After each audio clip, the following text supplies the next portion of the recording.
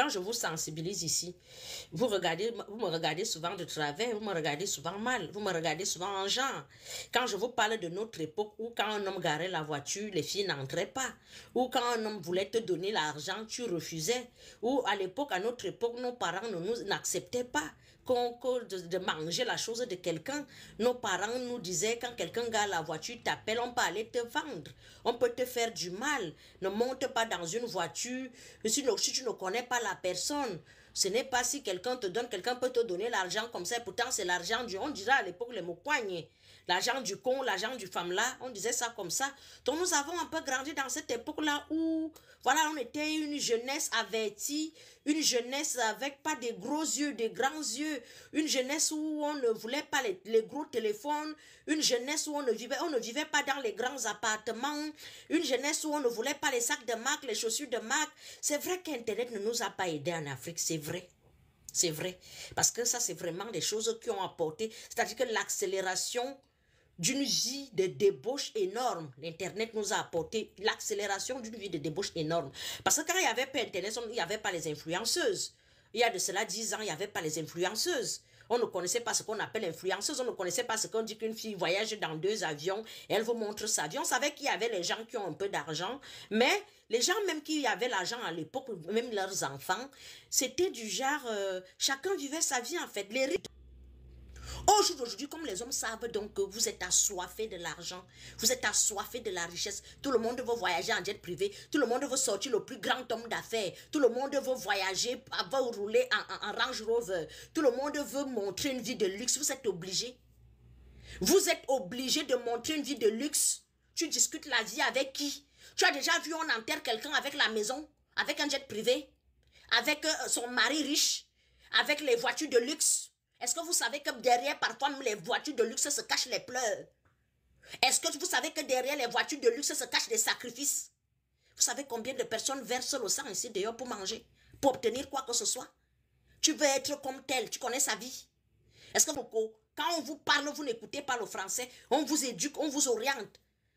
Hein? Vous pensez que vous allez rester 19 ans, 20 ans, 25 ans? Elles sont là d'autres 24 ans. Elle est déjà là, elle est vergéture juste à la moelle épinière. Je te demande que celle-ci a vieilli quand? Minomi pote. C'est comme ça qu'elle porte les pères des gens au dos.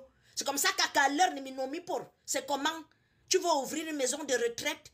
Tu veux ouvrir une maison de personnes âgées? Tu n'as pas pitié de toi-même. Tu ne te dis pas que l'homme s'il sent un peu, il sent déjà une troisième âge. Troisième âge.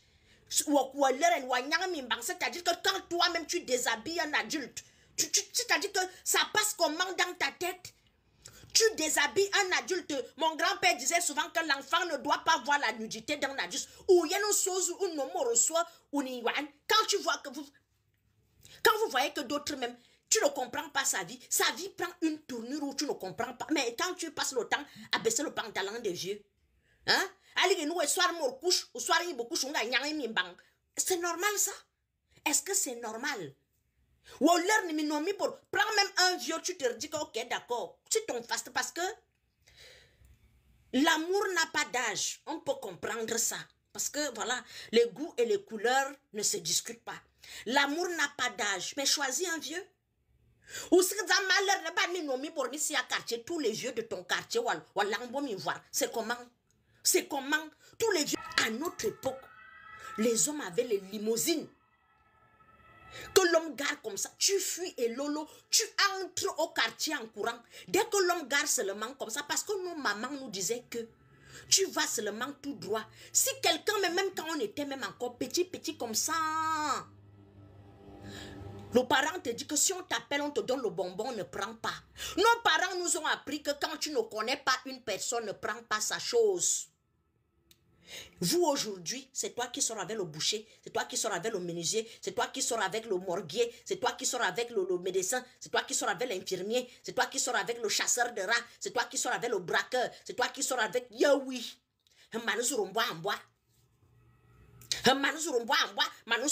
C'est-à-dire que ce n'est même pas le fer. Quand tu vas dire que non, comme c'est le fer ne court pas le risque. On s'ozoute. C'est-à-dire que même si je commence à tenir ma peau comme ça, tous les jours je tire. Soit il y aura les rides, soit ma peau va lâcher, soit je vais rester avec les bleus. Un débat qui ne bat pas Toulouse. C'est-à-dire que tu ne regardes même pas. C'est-à-dire que celui-là vient avec sa part, il descend. L'autre vient, il laisse. L'autre vient, toi-même quand tu vois ça, tu vois qu'il y a quelque chose de bon qui va sortir de là. Le mariage ne peut pas sortir de là. La sincérité ne peut pas sortir de là. L'hygiène de vie commence par te laver. L'hygiène de vie commence par fermer les jambes. L'hygiène de vie commence par, si tu sors déjà, les hommes prennent un. Il te déçoit, tu attends, tu trouves l'autre. Si tu as déjà eu 2, 3 déceptions, ferme tes jambes, attends le bon. Ça veut dire que tu fais les mauvais choix. Et tu ne peux pas passer toute ta vie à faire les mauvais choix. L'idéal, c'est que vous découvrez le sexe dans le couple, dans le mariage. La Bible le dit. Les boulgandjanga, la sorcellerie que nous vivons de nos jours, ce n'est pas ça la vie. La Bible dit que l'homme, la femme doit découvrir le sexe dans un foyer. Tu n'es pas encore arrivé dans un foyer. C'est-à-dire que si ton sexe était comme cette bouteille, et que la bouteille elle est pleine, pour entrer dans un foyer, la bouteille doit être pleine.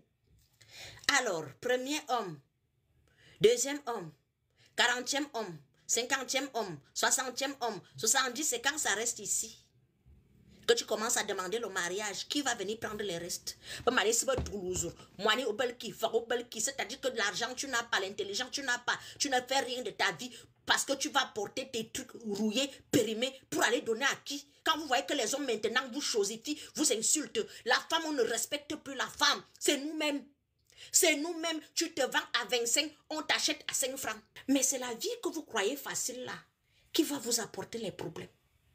Vos étoiles sont mises en jeu. Ton étoile, ton aura est mise en jeu. Le monde n'est pas que physique, le monde est spirituel. Le deuil est miné, le deuil est gâté. Quelqu'un va aller coucher avec un serpent comme ça, comme la blague.